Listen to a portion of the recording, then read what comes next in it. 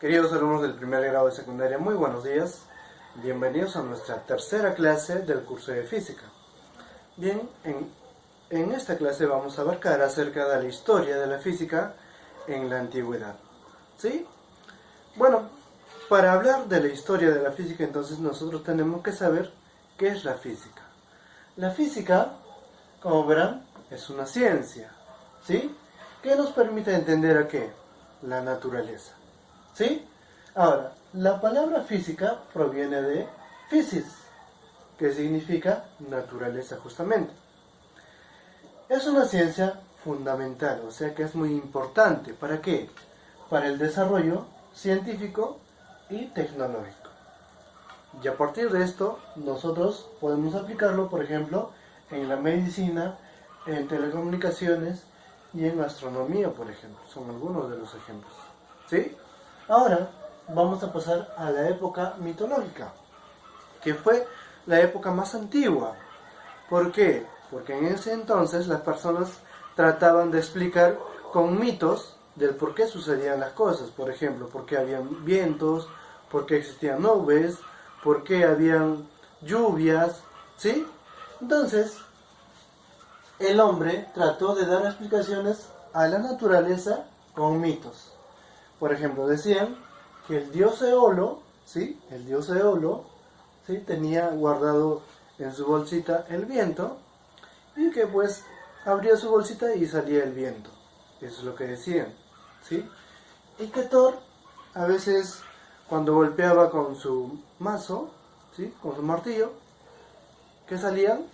Salían los rayos y los truenos, ¿sí? O sea que el dios Thor mandaba los rayos y los truenos cuando golpeaba con su martillo. ¿Sí? Eso es lo que decían. Bien, entonces, pero poco a poco fueron surgiendo las civilizaciones en Babilonia y en Egipto. O sea que hubo mayor cantidad de personas. ¿Sí? ¿Y qué desarrollaron? Desarrollaron la matemática y la astronomía. Entonces como que se fue dejando de lado los mitos. ¿Sí? Posteriormente, ya en la época greco-romana, ¿sí? Los filósofos griegos, acá aparecen los filósofos griegos, empiezan a dar explicaciones de la naturaleza, ¿sí? De todo lo que veían, por ejemplo, ¿sí? O sea, todo lo que observaban o lo que descubrían, trataban de dar explicaciones, pero filosóficamente, ¿sí? Por ejemplo, surge Tales de Mileto, ¿sí? Este señor fue el primero en introducir conocimientos matemáticos y astronómicos en donde en Egipto y Babilonia, ¿sí? Y tiene su escuela. Y en su escuela tiene dos alumnos, Anaximandro y Pitágoras, ¿sí? Anaximandro dice que el universo se termina simplemente, o sea, es finito, se puede terminar en algún momento. Sin embargo, Pitágoras dice que el universo es infinito, o sea que no tiene fin, ¿sí? Y además plantea que el universo o el planeta es esférico, ¿ya? Bien, ahora vamos a pasar a Empédocles de Agrimento, el cual plantea que el universo o todo lo que existe está formado por 4 elementos, o sea, plantea su teoría de los 4 elementos. ¿Y cuáles son esos 4 elementos? La tierra, el sol, el agua y el viento, ¿sí? O sea que todo lo que estaba formado por esos 4 elementos, ¿sí? Luego surge Demócrito e indica que la naturaleza o todo lo que existe, la materia, está formado por átomos, o sea, plantea su teoría atomista, ¿sí?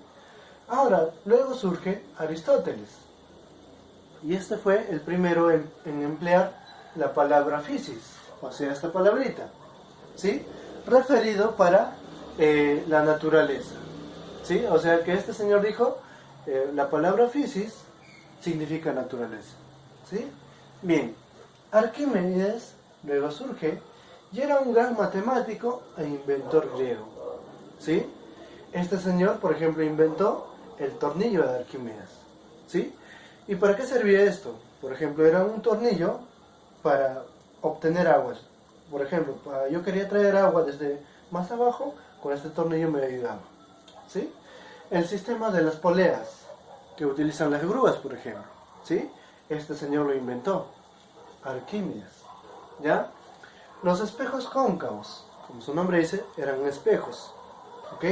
Eran espejos de esta forma, y bueno, ¿qué pasa? Que cuando la luz del sol llegaba, acá se concentraba, ¿sí? Y con esto podía reflejar a un punto específico, por ejemplo, a un punto que yo quería. ¿Y qué pasó? Por ejemplo, una vez incendió una escuadra o una escuadra romana. ¿Por qué? Porque estaban viniendo a atacar, ¿sí? Entonces, como en ese entonces los barcos tenían velas, ¿qué pasó? Este señor, su espejo cóncavo, puso en una torre y gracias a los rayos del sol concentró la energía y quemó las velas de los barcos. ¿Ok? Bueno, finalmente descubrió también la ley de las palancas. La ley de las palancas, ¿en qué consiste? Por ejemplo, yo tengo una distancia y pues yo quiero levantar un objeto pesado. Mientras tenga mayor longitud de palanca, podré levantarlo fácilmente. Pero si agarro de esta parte y tengo un objeto pesado, no voy a levantar fácilmente, ¿sí? Entonces, este señor también descubrió el sistema o la ley de las palancas. Bien, entonces en esto se basa la historia de la física en la edad antigua, jóvenes. Nos vemos en la próxima clase, espero que sigan estudiando y cuídense mucho.